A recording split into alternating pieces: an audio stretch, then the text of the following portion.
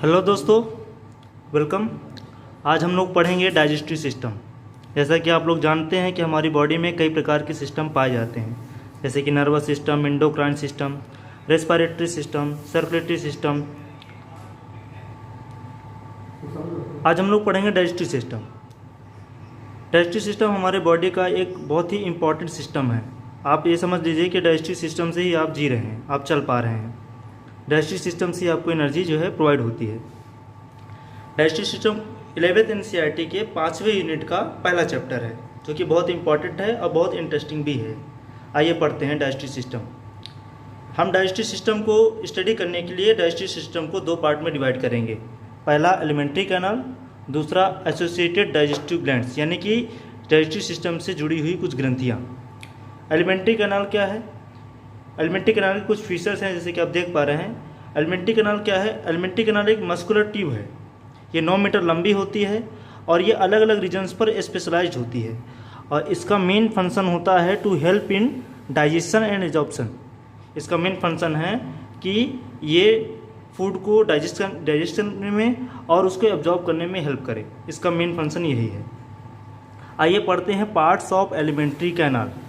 Exam में अक्सर आता है पार्ट्स ऑफ एलिमेंट्री कैनाल। ये स्टार्ट होता है माउथ से और हमारी एलिमेंट्री कैनाल एंड होती है रेक्टम पर। तो माउथ जो होता है ओपन होता है लिप्स से, लिप्स के द्वारा घिरा होता है माउथ। माउथ कैविटी के आगे आता है माउथ कैविटी या बकल कैविटी, या जिसको हम ओरल कैविटी भी बोलते हैं। इस माउथ कैविटी में हमारे टीथ आते हैं, टंग्स आते हैं, सिचुएटेड होते हैं इसमें। इसके बाद आता है फायरिंग्स। फायरिंग्स आता है। फायरिंग्स को हम 3 भाग में डिवाइड कर सकते हैं। पहला नेजोफायरिंग्स, दूसरा ओरोफायरिंग्स, तीसरा लायरिंगोफायरिंग्स। फायरिंग्स के बाद ईसोफेगस आता है। ईसोफेगस के बाद स्टमक आता है। स्टमक के बाद स्मॉल इंटेस्टाइन आती है। स्मॉल इंटेस्टाइन को भी हम 3 पार्ट्स में डिवाइड कर सकते हैं। पहला डिओडिनम, दूसरा जेजुनम, तीसरा ileum. Small intestine 7 metre long होती है एंड 2.5 सेंटीमीटर वाइड होती है। ये डाटा आपको याद रखना है। इसके बाद स्मॉल इंटेस्टाइन के बाद लार्ज इंटेस्टाइन आती है, जिसको हम 3 भाग में डिवाइड कर सकते हैं। पहला सीकम, दूसरा कॉलन, तीसरा रेक्टम। लार्ज इंटेस्टाइन की जो लेंथ है वो 1.5 मीटर है और इसका जो डायमीटर है वो 6.5 सेंटीमीटर है। आप ये सोच रहे होंगे कि स्मॉल इंटेस्टाइन 7 मीटर के है और लार्ज इंटेस्टाइन 1.5 मीटर है। स्मॉल इंटेस्टाइन को स्मॉल इसलिए कहा जाता है क्योंकि उसका डायमीटर स्मॉल होता है, जो कि 2.5 सेंटीमीटर का ही है। लार्ज इंटेस्टाइन को लार्ज इसलिए कहा जाता है कि चूँकि इसका डायमीटर बड़ा होता है, 6.5 सेंटीमीटर।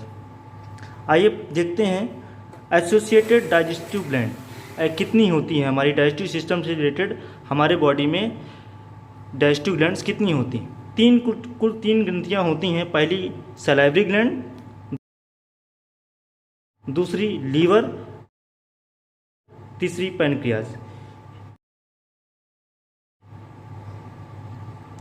एसोसिएटेड डाइजेस्टिव ग्लैंड्स को हम नेक्स्ट वीडियो में कवर करेंगे। आप हमें कमेंट करके बताइएगा आपको ये वीडियो कैसा लगा। धन्यवाद।